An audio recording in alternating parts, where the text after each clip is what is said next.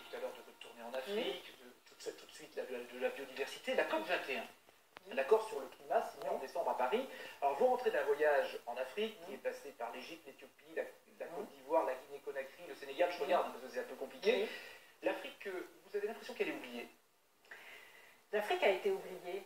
Il est temps de réparer cet oubli.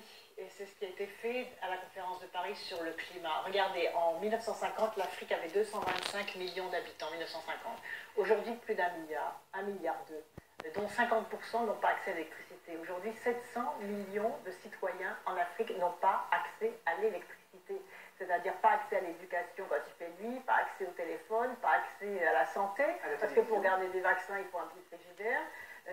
Pas être capable de pouvoir construire les industries permettant de valoriser leurs ressources minières. Et en 2050, l'Afrique va doubler Donc c'est un potentiel, doubler sa population. Ce sont des marchés. Il y a deux hypothèses. Soit c'est une situation explosive, parce que 25% de la population sera en Afrique, et si l'Afrique n'a pas accès au développement économique et à l'emploi, alors ce sont des millions de jeunes qui vont quitter ce continent ou qui vont s'enrôler dans des mouvements radicaux et terroristes, puisque les chefs d'État africains tirent aussi la sonnette d'alarme par rapport à ce problème. Vous voyez, dans la région du Tchad où il y a Boko Haram, c'est aussi l'assèchement du lac Tchad.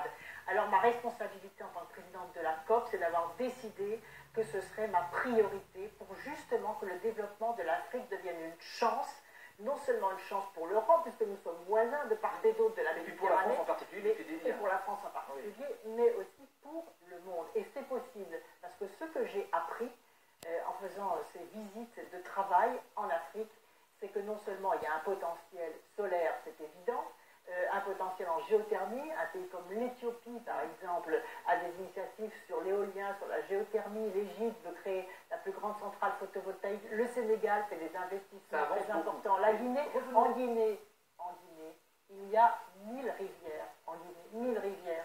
Donc les équipements en hydroélectricité ne demandent qu'à être réalisés. Alors revenons un petit peu en arrière, parce que vous parlez de la COP 21. C'était, vous vous souvenez,